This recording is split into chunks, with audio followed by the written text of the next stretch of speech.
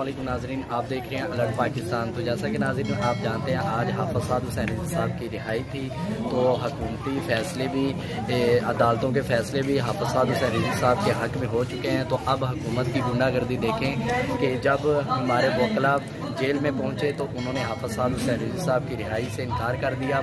उन्होंने वकला के साथ बहस शुरू कर दी, लड़ना शुरू कर दिया। तो अभी के लिए जितना कारकुनान माशाल्लाह मौजूद है, एक समंदर इकट्ठा हो चुका है मस्जिद रहमतुल्लाह आलमीन में, और कोट लखपत जेल के बाहर भी काफ़ी समंदर है लोगों का। तो इंशाअल्लाह जितने भी कारकुनान आए हैं वो अपने कायदे मोहतरम की रिहाई के बगैर नहीं जाएंगे, ये इनका वादा है इंशाअल्लाह, वरना धरना होगा।